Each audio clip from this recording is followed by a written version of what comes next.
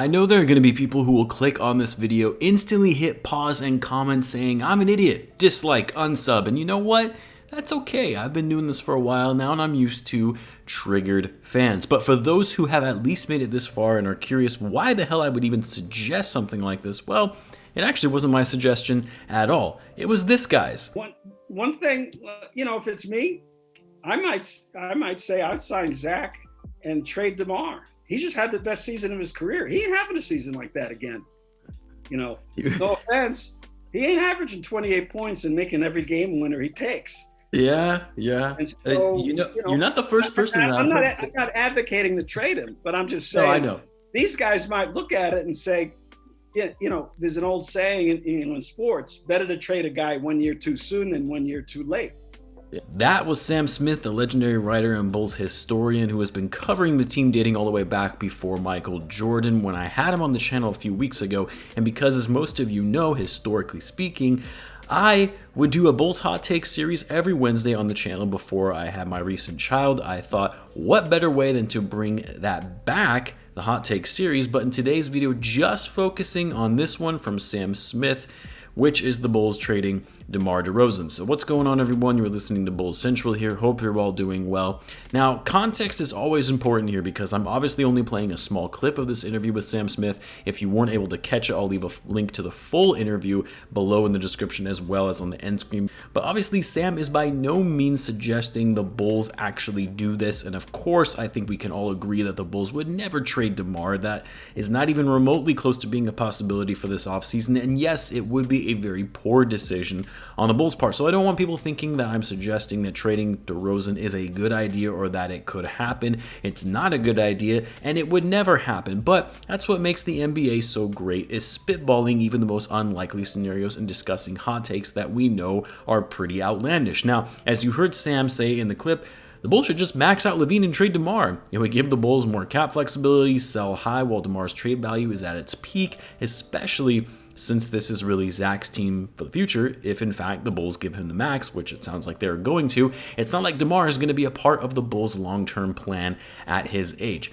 Here's the thing, DeMar DeRozan had one of the most unorthodox seasons in NBA history. I challenge anyone to go back throughout the history of the NBA and find a player who put up the best season of his career at the age of 32 in his 13th season in the league, especially when his production levels started to decline a bit, having not been an all-star since he was 28. Still a great player, but he wasn't putting up the same level of efficiency and production as his days in Toronto. Rarely, I'm not saying it's never done before, but rarely do you see a player come out in year 13 and have their best season yet. DeMar finished this past season with career best in points per game, mid-range efficiency, which are shots between 10 and 15 feet. He actually finished with a career best in three-point percentage, shooting 35% on near 2 attempts per game, second best in field goal percentage in his career, as well as true shooting percentage, PER, usage percentage, free throw shooting, and offensive box plus minus. DeMar was, of course, also selected All-NBA second team for only the second time in his career, the last time being in 2018 when he was 28. DeMar rolled back the clock and showed that he's still capable of playing his best basketball despite all of the mileage under his belt, having played over 950 NBA games in his career. When the Bulls signed DeMar DeRozan to that 3-year, $82 million contract last offseason, most analysts, fans, the media heavily criticized this move, citing it as the worst offseason transaction of the NBA. And now, after seeing the kind of season DeRozan had and really leading the Bulls this past year to their first playoff appearance since 2017, you could honestly argue that at $26 million, he was underpaid relative to his production, being selected as an all-star starter and second-team All-NBA, especially when you look at the contracts of other players who received similar accolades this season. So because you saw such a strong performance from DeMar DeRozan, the fact that he's on a relatively friendly contract, you actually could get a pretty sizable return for DeMar in a trade. You're talking about a contending team that is looking to win now with a pretty narrow championship window that wouldn't have to commit long-term to DeMar DeRozan. By an All-NBA player standards, with 2 years left on his deal, you're talking about a young player or two and a couple first-round picks in exchange for that caliber of a player or a similar all-star caliber level player in return who maybe doesn't fit on their current team or isn't happy in their current role. All of that being said, though, The reason trading DeMar wouldn't work and why the Bulls would never do it is because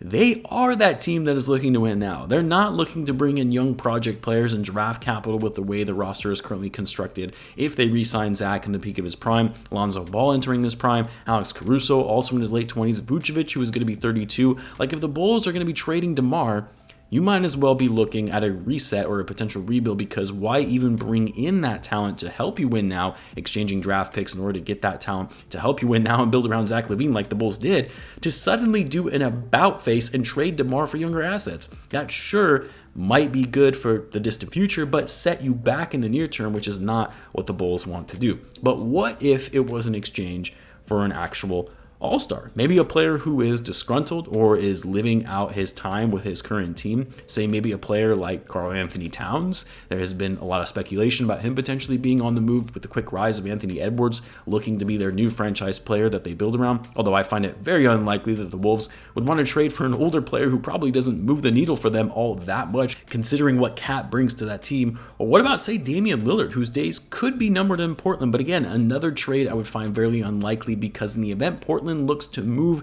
Lillard, it likely means the Blazers are triggering a rebuild, which why would they bring in DeMar DeRozan at that point if they're a rebuilding team? I'm sure the Lakers would love to find a way to pull off a trade for Russell Westbrook to send him and some additional assets for DeMar DeRozan. The problem is the money wouldn't work with Westbrook's massive contract relative to DeRozan, and more importantly, the Bulls front office aren't idiots and want no part of Westbrook. I don't really think much of any team does, especially in exchange for their best player. Or what if, heck, could the Bulls potentially pull off a trade for Kevin Durant by dangling DeMar DeRozan? I'm sure you all saw the reports that the Nets and Kyrie Irving are at an impasse on a contract extension, which may mean he's likely going to be on the move this offseason, at which point you'd have to think Kevin Durant is going to be looking for other opportunities. We've heard him praise Zach Lavine multiple times in recent years.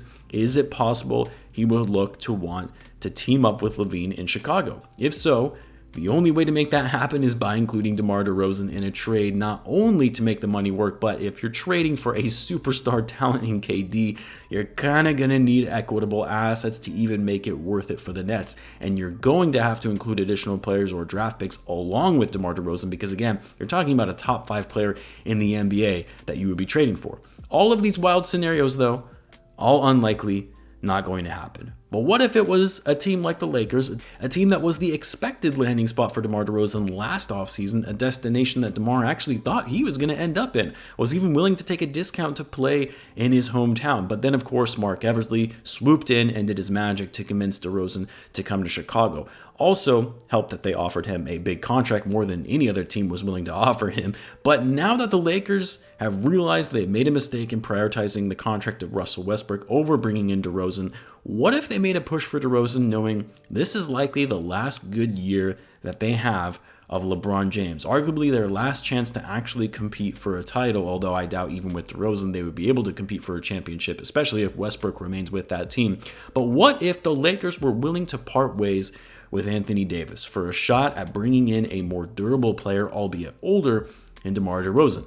You wouldn't be able to do a straight trade for DeRozan for Davis, considering Davis will be making near $37 million next season, while DeMar will be making $27 million. You're going to have to include sign and trade deals for Derrick Jones Jr. at a minimum, and likely even Troy Brown Jr., which again, Lakers wouldn't be interested in either of those guys, but it would have to be done to make the money work. But because in my view, DeMar is actually more valuable than Anthony Davis is at the current moment anyway, especially on a lower contract for less years, the fact that the Lakers would be getting AD off of their books and a player who has struggled to stay healthy, the Lakers would have to sweeten the deal and include some additional assets, likely in the form of a future first-round pick, which is in the far future because the Lakers traded away most of their picks to get AD back in 2019.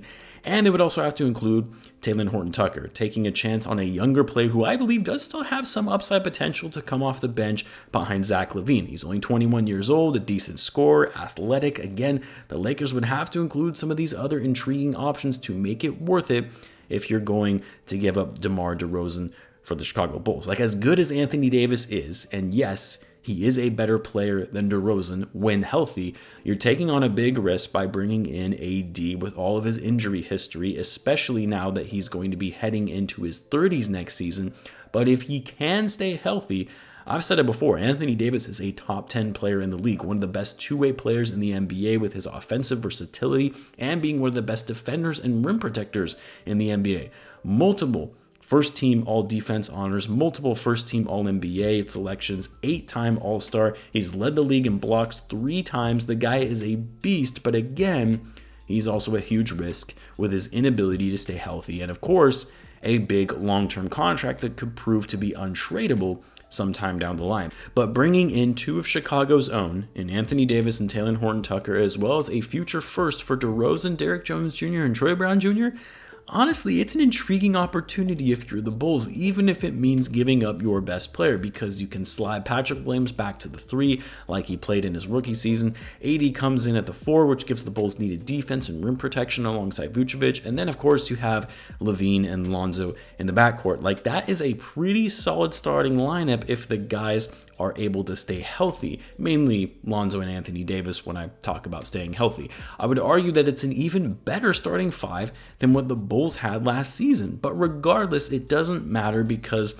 the Bulls are not going to be trading DeMar DeRozan unless it's an insane package that is being offered for him. But it's still fun to speculate nonetheless, and because it was a hot take coming from a longtime Bulls writer, I thought it would be worth reacting to. So I'm sure some of you are still going to be annoyed for even bringing this topic up, especially when I know that it's not going to happen. But half of what NBA content is on YouTube is speculating trades, assessing hypothetical roster scenarios, reacting to hot takes, etc. And I am all for that stuff from time to time. And because we've got the NBA draft tomorrow, trade news is going to be buzzing. The Rudy Gobert to the Bulls rumors are heating up even more. John Collins rumors are now being put into the mix. Even PJ Tucker after he declined his player option with the Heat.